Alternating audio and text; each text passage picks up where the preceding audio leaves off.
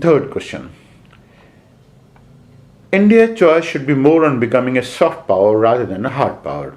Analyze this statement in the light of the relative advantages India enjoys in cultural, spiritual, and knowledge spheres and suggest ways of leveraging that advantage.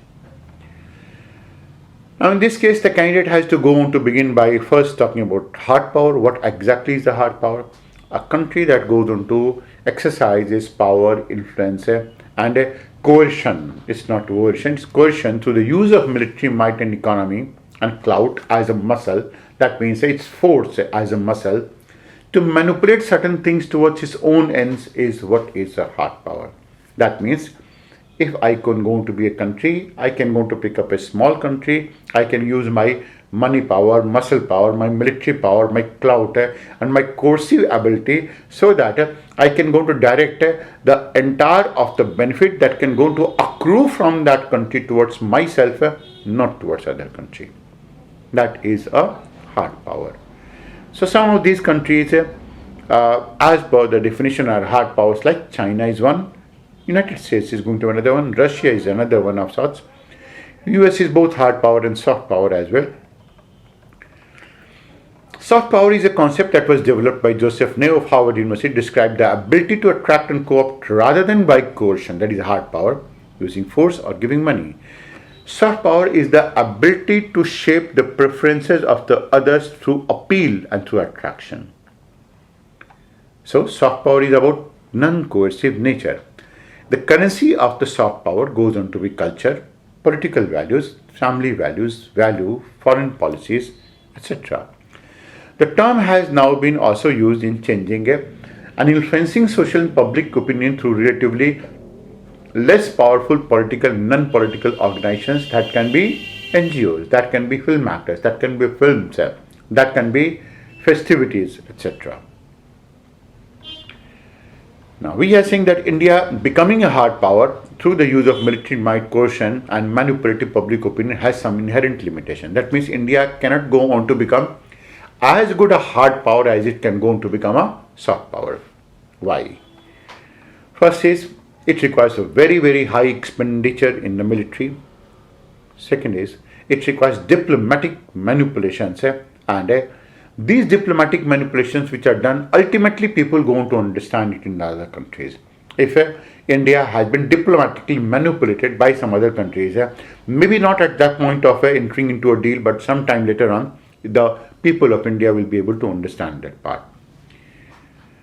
The other is, being in the center of conflict generator means, being in the center of a conflict generator wins the people away and then requires resolution. Meaning that if a country goes on to enter into something like a conflict generation, then the country has to resolve that conflict.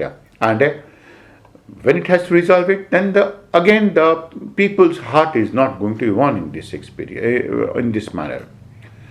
Soviet experience to be a hard power has not been very productive. The Soviet Union has not come out with something very, very radical and very, very good also. And they have not been able to have so much amount of a soft power influence over other countries. India used to be having it with Soviet Union at one point of time when both of these countries used to be very, very close together. Forced application of a country's influence doesn't change people and the mindset. There is no way any entry country's mindset or thinking can be changed because of forced application. It can only be changed in a manner of inducement, never by direction, never by coercion at all. And last is, it is very difficult to catch up with the developed West in terms of hard power arena. We cannot go to match neither China nor West in the immediate future in that manner. And lastly, of course, hard power can go on to drive the people away. So, because we cannot go on to be hard power as like that of Chinese, what are the relative advantages that India goes on to be having as a soft power? In today's world, it's not the size of army that wins, it's the country that tells a better story. That means a country that is in a position to communicate with the people, make the people smile, make the people feel, make the people laugh, include the people, go on to develop a chemistry towards the people. That is what exactly goes on to win it. If India has sent one one lady who is acting in Quantico. We are talking about Priyanka Chopra. Then she is winning the hearts of good number of people, and she is creating the status of India as a soft power United States. In a similar manner, when Sachin Tendulkar used to be playing cricket in Australia or other countries, and with his behavior, with his batting, he used to be winning it. VVS Lakshman did the same thing in a much better manner than what Sachin Tendulkar did it. And same has been the case of Brian Lara as well for West Indies. So the perception that India being a soft state stems from the fact from the past, continues to the present era and holds immense promise for the future. Why? Because India cannot go on to be a hard power, and with 1/6 of the population that India goes on to be having it, and so many of the people of India are going to be almost in all the countries. You go into Ghana, you're going to find an Indian person, maybe someone from a Bhojpur district who will be singing a Bhojpuri song in the forest of Ghana. You're going to find another Indian who will be working in the Mackenzie Delta region. You're going to find another Indian who will be developing a software in Argentina. You're going to find another of this Indian who will go on to be working somewhere in Taiwan. Going to find another of this Indian who will go on to be working also in Chile as well. So there is no place in the world where Indians are not going to be there. And Indians going to be offering a myriad of cultural traits. For example, one of them is film industry. Now film industry goes on to be having one of the greatest influence to such an extent. To take an example, there are some actors and films that are still so well known. Kazakhstan is hooked after Mithun Chakravarti. Lebanon is completely after Amitabh Bachchan, and which country not?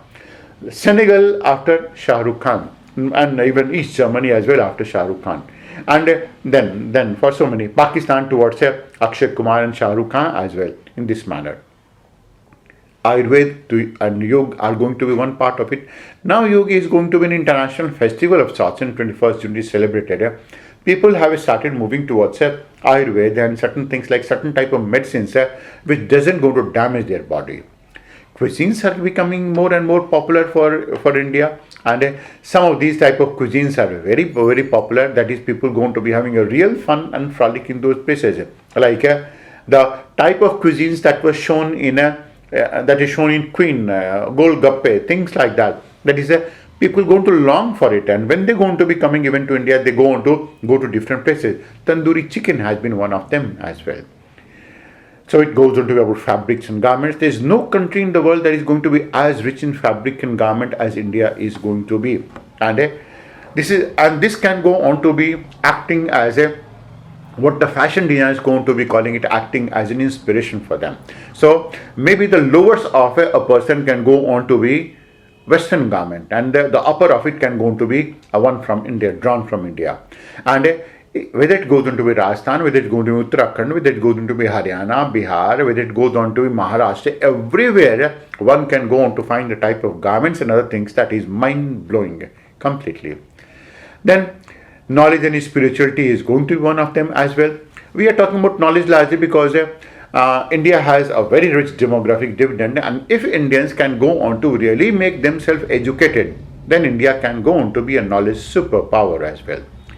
With respect to spirituality, India has always been a spiritual power to such an extent that is whether it was to be Baba, Swamis and so on. Some of these Babas and Swamis have tarnished the image of India to a very large extent, but still their cloud goes on to be so significant to an extent that some of them go on to be having a worldwide appeal. That is, some of them like Sadhguru Jaggi Vasudev goes on to be having a worldwide appeal. You're going to pick up Sri Ravi Shankar going to be having a worldwide appeal, and he goes on to be acting as an interlocutor, mediator between two conflicting zones as well. Then there are they go on to form entrepreneurship skills through software. That means Indians have been born entrepreneurs. It's a different matter that they don't go to fit into the Western form of entrepreneurship model, but Indians are essentially by birth they are entrepreneurs and they are knowledgeable people. Now these are some of the things that we have to leverage. How to leverage such an advantage? That brings us to the last part of it. First is we can go to identify key items for cultural export, for example, cinema, for example, Ayurveda. Ayurveda, we are doing it so. Yoga, we have already made it so.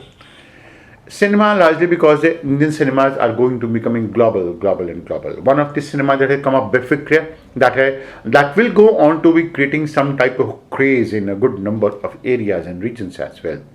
Largely because it goes on to be of international nature. That means it goes on to suit to the ethos of an international audience as well as to an extent Indian as well. To a similar extent, it was a cocktail was also going to be the same to an extent. And some of these, like again, Queen going to be so. Some of them are going to be too classical in nature, and they again going to be showcasing these things. For example, the one movie Bahubali, it went on to have the type of graphics and other details that even Western countries can't go to easily think of. Open Indian cultural centers in every major capitals, like the French capital we have opened, Paris, it goes on to be. Then offer subsidized courses to foreign capitals to teach appreciation of Indian culture. We can go on to use other than that. The fourth is use globalization as a tool to incorporate and showcase the diversity. The world is still globalized despite American elections and the rise of American sentiments and nationalism. But then this is a globalization technique that we can still go on to use for ourselves for the purpose of showcasing to the people that is what we are, what we going to comprise of, what exactly our finer points. Then you can go on to use knowledge, analytical skill based of observation and intuitive learning.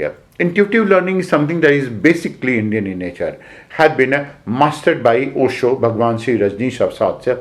And he was the one who went on to advocate that Indians must go on to be more for intuitive learning rather than logical learning. His contention was that logical learning you go on to learn through several steps, one step, second step, third step, and so on. In intuitive learning, you come to the conclusion by and large straight away in that place. Other than that, Indians are generally very good teachers, if they are teachers, of course. This has been diluted to a large extent, but by and large, birth Indian happen to be very good storytellers, very good teachers. The world requires no less than something like some 15 million teachers to 18 million teachers in the coming 5 to 10 years of a time. No one can go to fit this bill as good as well as that of Indian teachers. So Indian teachers, wherever they will go to go, they can go to spread this type of message. That will be a soft power. And they can not only go on to talk about their country and the topic as well, they can always go on to be talking about India, Indianness, and in Indian manner as well. The conclusion can be that is for the whole of the world, the Indian ethos and values have been known. And we can go on to end with the statement of Arnold Toynbee, that is the British historian who wrote it is already becoming clear that a chapter which had a Western beginning will have to have an Indian ending if it is not ending in self-destruction of the human race.